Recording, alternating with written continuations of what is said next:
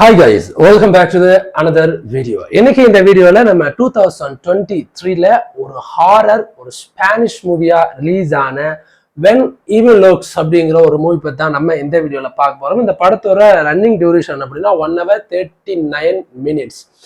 படத்தோட கதை அப்படின்னா ஒரு ரொம்ப தூரத்துல இருக்கிற யார் நடமாட்டமே இல்லாத ஒதுக்கப்பட்ட மாதிரியான ஒரு வில்லேஜ். அங்க ரெண்டு அண்ணன் தம்பி இருக்காங்க. ஐ மீன் ஒரு அண்ணன் தம்பி 2 பேர் இருக்காங்க. ஸோ அவங்க அந்த ஊருக்குள்ள குறிப்பிட்ட ஒரு பேர் தான் அங்கே இருக்காங்க. மொத்தமே ஒரு 10 பேர் தான் அந்த ஊருக்குள்ளே இருப்பாங்க. ஸோ அப்படி இருக்கிறப்போ அந்த ஊருக்குள்ள ஒருத்தனுக்கு வந்து ரொம்பவே பாடியெல்லாம் சிதைஞ்சு போய் அருவறுப்பு மாதிரி உயிரோட கொத்துயிரும் குலையுமா ஒருத்தர் இருக்கிறான். அவனுக்குள்ள பேய் பூந்துருச்சு அப்படின்ற மாதிரி எல்லாரும் சொல்றாங்க. அதனால அவங்க என்ன பண்றாங்கன்னா, இவன் இங்க இருந்தான்னா இவனுக்கு இருக்கிற தொற்று நோய் வந்து எல்லாருக்கும் பரவிடும், அதனால எங்கேயா கொண்டு இவனை போட்டு தள்ளலாம் அப்படின்னு சொல்லிட்டு அவனுக்கு இருக்கிற வில்லேஜ்ல இருந்து சுமாரா ஒரு 300 கிலோமீட்டர் தள்ளி போவானுங்க. பட் போற வழியில அந்த பாடியை அவனுக்கு தூக்கி போட்டு அந்த காருக்குள்ள காணும்.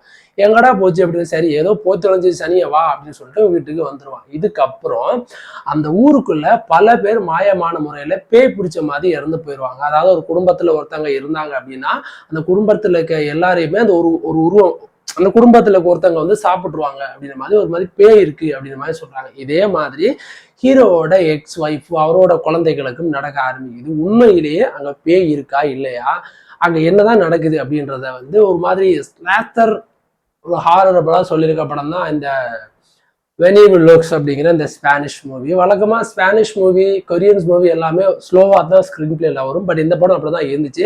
அதை தாண்டி இந்த படத்துல ஹீரோவோட நடிப்பு எதையோ ஒன்று பறிகொடுத்த மாதிரி இருப்பார் ஒரு குடும்பத்தை. ஸோ அதில் வந்து அவரோட எமோஷன்ஸ் அவரோட ஃபீலிங்ஸ் எதையுமே ஒரு வெளிக்காட்டிக்காமல் நடிக்கிற ஒரு காட்சியுமே நிஜமாவே நமக்கு வந்து ஷாக்காக இருக்கும் அதெல்லாம் பார்க்குறப்போ. ஸோ இப்படி ஒரு கதையை ஃபர்ஸ்ட் எனக்கு எப்படி எடுத்தானுங்க அப்படின்றதே நமக்கு வியப்பா இருக்கும்.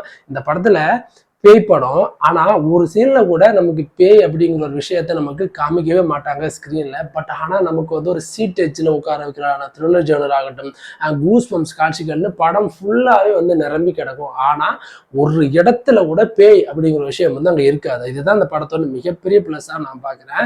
அண்ட் இந்த படத்துல எனக்கு பிடிச்ச scene, most of the scenes வந்து இந்த படத்துல வந்து நைட்ல தான் ஷூட் பண்ணிருப்பாங்க. அதுக்காக வந்து அங்க இருக்கிற அந்த நைட்ல இருக்கக்கூடிய வெளிச்சத்தங்களை கொண்டே வந்து பல ஷாட்ஸ்கள் எடுத்தோம் அப்படின்னு மாதிரி சொல்லியிருந்தாங்க. அது படம் பார்க்குறப்பவே நமக்கு அழகா தெரியுது. அதுக்கப்புறம் எனக்கு பிடிச்சது அப்படின்றது இந்த படத்துல வந்து ஒரு சீனுக்கு மேல நம்மளே கெஸ் பண்ண ஆரம்பிச்சிருவோம், உண்மையிலே பேய் தானா இல்ல வேற யாராவது ஏதாவது பண்றாங்களா பெல்லி சூனியம் அப்படின்னு மாதிரி. பட் அது கிளைமேக்ஸ்ல அது நமக்கு ரிவீல் பண்ணும் பொழுது நமக்கே ஒரு ஷாக்கிங்கா தான் இருக்கும். பட் அங்க சுத்தி இங்க சுத்தி கடைசியில் அதை ஹீரோவோட அடிமடியிலே கையை வைக்கும் போது நமக்கு பயங்கரமா ஒரு ஷாக்கா இருக்கும். ஆனா அதை தாண்டி இந்த படத்துல எனக்கு பிடிச்ச ஒரு சீன்ஸ் ஹீரோ ஒரு 1.25 மணி நேரம் ஒரு மாதிரி அமுக்காங்கோழி மாதிரியே இந்த ஒரு கேரக்டர் அவருக்கு கொடுத்துருப்பாங்க.